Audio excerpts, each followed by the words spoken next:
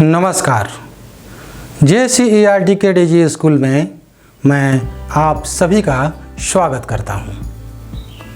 बच्चों, यह वीडियो कक्षा 7 के लिए है और इस वीडियो में हम लोग सामाजिक विज्ञान के अंतर्गत भूगोल की पुस्तक पर्यावरण और हम पढ़ने जा रहे हैं। इस पुस्तक का अध्याय 9 पढ़ेंगे। अध्याय का नाम है शीतोष्ण घास स्थल में जीवन। बच्चों, जैसा कि इस अध्याय का नाम है शीतोष्ण घास स्थल में जीवन, घास तो आप अपने आसपास भी देखते हैं, लेकिन ये स्थल ऐसे स्थल है जहाँ अधिकांश रूप से घास ही घास पाया जाता है। ऐसे प्रदेशों में पादप जीवन का अर्थ है पेड़ पौधे, लता, घास आदि के जीवन में वहाँ घास की अधिकता होती है। आप मेरे पीछे भी जो चित्र देख रहे हैं उसमें आपको पेड़ पौधे, घास देखने को मिल रहे होंगे, लेकिन शीतोष्ण घास स्थल में सिर्फ आपको अधिकांश रूप से घास ही घास देखने को मिलेगा। तो ऐसे स्थान जहां अधिकांश मात्रा में घास उगे होते हैं उसको घास स्थल कहते हैं। घास स्थल के विकास में जलवायु एवं मिट्टी की महत्वपूर्ण भूमिका होती है। बच्चों, जलवायु के आधार पर विश्व के घास स्थल को 2 भागों में बांटा जा सकता है। पहला, शीतोष्ण प्रदेश के घास स्थल एवं दूसरा उष्णकटिबंधीय प्रदेश के घास स्थल। उत्तरी अमेरिका का प्रेरीज तथा अफ्रीका का वेल्ड प्रसिद्ध शीतोष्ण घास मैदान है। और बच्चों, इस अध्याय में हम लोग इन्हीं 2, पहला प्रेरीज तथा दूसरा वेल्ड घास स्थल के बारे में पढ़ेंगे। उत्तरी अमेरिका के शीतोष्ण घास स्थल को प्रेरी कहते हैं। उत्तरी अमेरिका में यह प्रदेश पश्चिम में रॉकी पर्वत तथा पूर्व में ग्रेट लेक के मध्य फैला हुआ है। आप मानचित्र में इन 2 स्थानों को देखिए। इसमें संयुक्त राज्य अमेरिका तथा कनाडा के मध्यवर्ती भाग सम्मिलित हैं। यह घास का विशाल क्षेत्र है। बच्चों, इसमें बहुत कम वृक्ष पाए जाते हैं।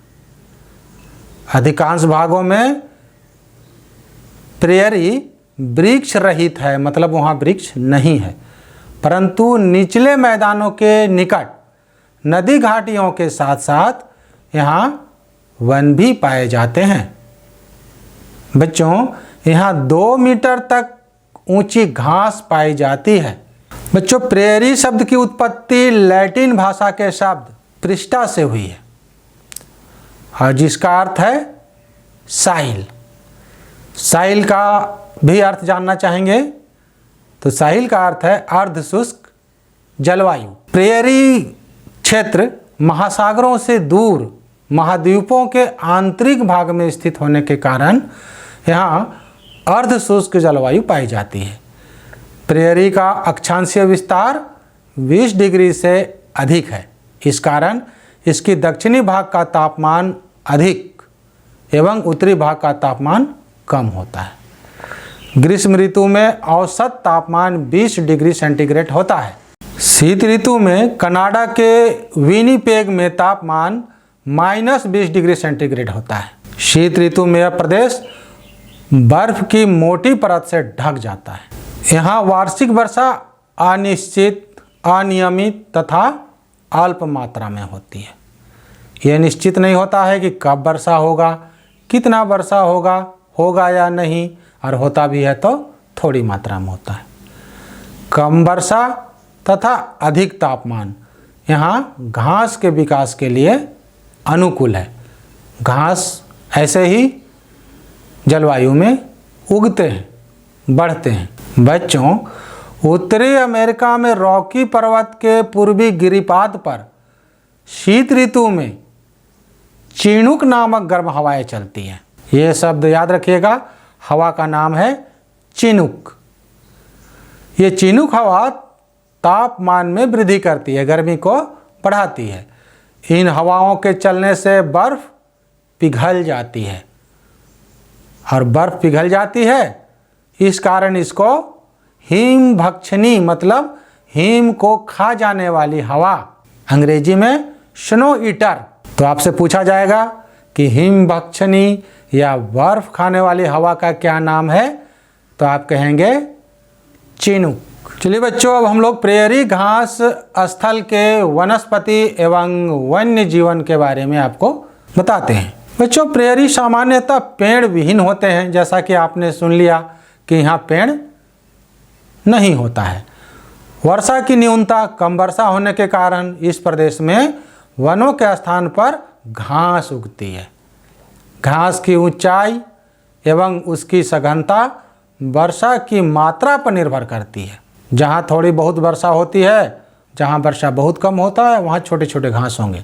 पूर्वी भागों में अधिक वर्षा के कारण सघन एवं ऊंची घास पाए जाते हैं, जबकि पश्चिमी भागों में कम वर्षा के कारण छोटी एवं विरल मतलब बहुत कम घास के मैदान का विस्तार पाया जाता है।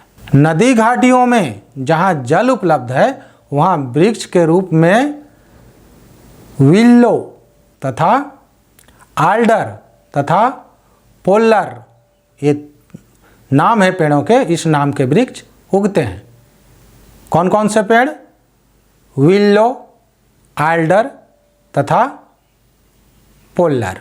बच्चों, यहाँ की मिट्टी उपजाऊ होती है, इसलिए यहाँ गेहूँ तथा मक्का की खेती बहुत अधिक होती है, और यह वहाँ का प्रमुख खाद्य फसल है। प्रमुख खाद्य फसल उन फसलों को कहते हैं जिसका खाने में अधिक से अधिक वहाँ के लोग उपयोग में लाते हैं। इसके अतिरिक्त वहाँ आलू, सोयाबीन, कपास भी उगाई जाती है। प्रेयरी प्रदेश में दूध प्रदान करने वाली गाय तथा ऊन एवं मांस प्रदान करने वाली भेड़ पाली जाती है। गाय और भेड़ पाली जाती है। संयुक्त राज्य अमेरिका में 90% अंगोरा बकरी यहीं पर पाई जाती है। ये बकरी का एक प्रजाति है जिसको आप चित्र में भी देखिए, ये अंगोरा बकरी है और ये 90% इस क्षेत्र में पाया जाता है। गायों को पालने के लिए विशाल मवेशी फार्म होते हैं जिसे रैंच कहते हैं। इस बात को भी आप याद रखिएगा, आपसे पूछा जाएगा कि रैंच क्या है। तो गायों को पालने के लिए विशाल मवेशी फार्म, गौशाला कहते हैं, उसको वहाँ रैंच कहा जाता है। और गायों को देखभाल करने वाले को काउ बॉय कहते हैं। काउ बॉय जो गायों का देखभाल करता है। इन प्रदेशों में पाए जाने वाले जीवों में मतलब जंगली जानवरों में वाइसन यानी कि अमेरिकी भैंस, खरगोश, कायोट, चित्र में देखिए कायोट है, गोफर एवं यह देखिए प्रेयरी कुत्ता है। बच्चों, यह तो दिखता है गिलहरी की तरह, लेकिन यह है प्रेयरी कुत्ता। चलिए बच्चों, अब हम लोग प्रेयरी घास स्थल के निवासियों के बारे में थोड़ा जानकारी प्राप्त कर लेते हैं।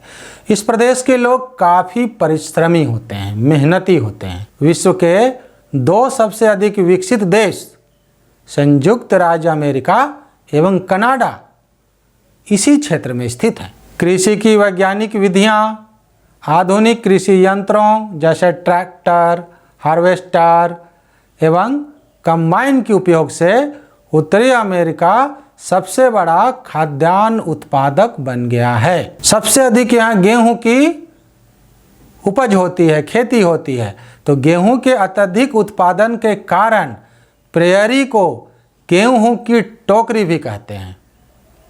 चलिए इस बात पर भी ध्यान लगाइए कि प्रेयरी को गेहूं की टोकरी क्यों कहा जाता है, क्योंकि यहाँ बहुत अधिक मात्रा में गेहूं की खेती की जाती है। बच्चों, दुग्ध उत्पादन एक अन्य प्रमुख उद्योग है। उन्नत नस्ल की गाय एवं उपयुक्त जलवायु यहाँ डेयरी उद्योग को बढ़ावा देती है। कोयला एवं लोहा जैसे खनिज पदार्थ के विशाल भंडार तथा सड़क, रेल एवं नहरों की समुचित व्यवस्था के कारण यह क्षेत्र विश्व का सबसे बड़ा औद्योगिक क्षेत्र बन गया है। तो बच्चों, हम लोग इस वीडियो में प्रेयरी घास स्थल के जलवायु, वनस्पति, वन्य प्राणी और पाले जाने वाले पालतू पशुओं के बारे में और वहाँ के निवासियों के बारे में पढ़े। बच्चों, अंत में एक जानकारी की बात आपको बता दूं कि अमेरिकी मूल निवासी, जो वहाँ के मूल निवासी हैं, जिन्हें रेड इंडियन कहा जाता है, उनका निवास स्थल भी यह प्रेयरी घास स्थल ही है। यही लोग यहाँ के वास्तविक निवासी हैं। तो बच्चों, ध्यान से आपने मेरी बात सुनी होगी। आप पुस्तक को बार बार पढ़िएगा, लिखने का अभ्यास जारी रखिएगा। लिखना जरूरी है, प्रतिदिन लिखिएगा, तभी आपको लिखने का आदत बनेगा। और खेलिएगा और खुश रहिएगा। आगे हम लोग इसकी दूसरी वीडियो में दूसरे घास प्रदेश, वेल्ड घास प्रदेश क्षेत्र के बारे में पढ़ेंगे। तो बच्चों, खेलते रहिए और खुश रहिए। धन्यवाद।